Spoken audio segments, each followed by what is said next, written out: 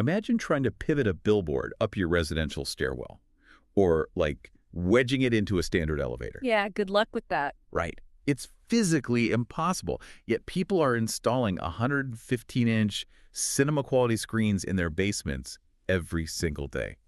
Welcome to today's Deep Dive. Great to be here with you. Today we are exploring the hidden engineering and, well, the logistical magic behind massive high-end home theater and corporate AV displays. Our blueprint for this is the spec sheet for the Draper profile plus fixed frame screen. Because getting a massive screen into a standard room isn't just about buying expensive gear. No, it requires overcoming literal architectural barriers. Exactly. I mean, you can't just wish a massive rigid rectangle through a standard doorway. The laws of physics tend to get in the way. Okay, let's unpack this. We're looking at a 115-inch diagonal screen that is almost 9 feet wide. It's massive. Yeah, and the specs mentioned is the true 2.35.1 CinemaScope format. For those of you who aren't AV installers, that basically means it's that ultra-wide panoramic shape you see in actual movie theaters, right? That's right.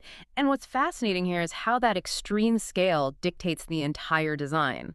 The larger the display gets, and keep in mind, this product line can actually go up to 30 feet wide. Wait, 30 feet? Yeah, 30 feet. It's wild. So the larger it gets, the more manufacturers must completely rethink the physical delivery and installation process for the end user.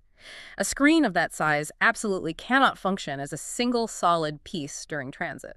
So if they can't ship it whole, and you obviously can't just fold up a premium projection surface without putting massive creases in it. Right, that would ruin it. How do they actually get it into the room? Well, here's where it gets really interesting. To get around those tight stairs and elevators, this screen ships completely unassembled. It does. It uses this sliding hook and loop system to attach the viewing fabric to a lightweight frame.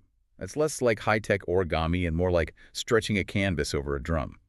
The frame provides the skeleton, and the hook and loop system pulls the fabric drum tight so there are absolutely no wrinkles. Which is a brilliant solution for shipping, but it introduces a major structural challenge. Actually, I was wondering about that, because the specs say this creates a zero-edge, completely borderless look, and the whole frame is less than 2 inches deep. Right. If it's that thin and almost 9 feet wide, how does the screen not just, sag in the middle over time? That is where the extruded aluminum baffles come into play. Okay. A baffle is essentially a rigid internal support structure. By using specially shaped continuous pieces of aluminum, they create a skeleton that is incredibly lightweight but highly resistant to bending. Oh, I see. Yeah, and this structural integrity allows for what they call a mullion-less display. A mullion is that thick vertical structural bar you usually see dividing window panes, right? Or like multiple screens. Exactly. By engineering a frame strong enough to eliminate that border entirely, you aren't just hanging a single panel. You can actually place multiple screens adjacent to each other with zero separation. Wow. So you're turning individual panels into one massive, continuous visual wall. Creating a seamless visual wall is amazing, but it's really only half the battle. A true cinematic experience also requires heavy-duty sound. But if your screening is taking up the entire wall, where do the speakers go without cluttering up the room? Yeah, you don't want speakers everywhere. Right. I noticed a highly specific detail on the spec sheet. The projection surface is called ClearSound NanoPerf XT1000V, and it's listed as acoustically transparent. How exactly does that work? Is this how high-end setups hide their speakers directly behind the screen to mimic a real movie theater? If we connect this to the bigger picture, yes, absolutely. And they use a technology called nanoperf to do it. They aren't just using a thin fabric. They're taking a high-quality projection surface and literally punching thousands of microscopic holes into it. Doesn't that mess up the image? You'd think so, right? Yeah. But these perforations are so small that from a normal viewing distance, your eyes just blend them away. It maintains flawless 1080p visual fidelity. But those holes are large enough that the sound waves from the speakers hidden behind the screen can push right through. So your eyes perceive a solid image while your ears receive unobstructed audio.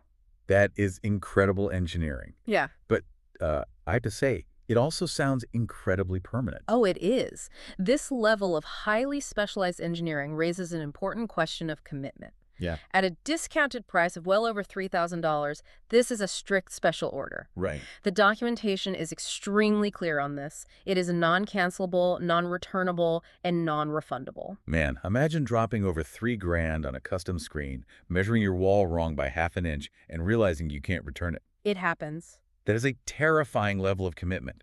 You have to be absolutely certain of your room's measurements and your AV strategy before you hit buy. Precisely. Because you are investing in an architectural solution just as much as a visual one. So what does this all mean for you, the listener? It means high-end AV is as much about clever logistics and material science as it is about picture quality. Absolutely. Which leaves you with this final thought to ponder. As projection surfaces become completely borderless and acoustically invisible, are we moving toward a future where the actual walls of our homes and offices simply become hidden, interactive, floor-to-ceiling screens? That's a pretty crazy thought. It is. The next time you walk up a narrow residential stairwell, just imagine the billboard you couldn't carry up those stairs might already be waiting for you, cleverly disguised as your living room wall.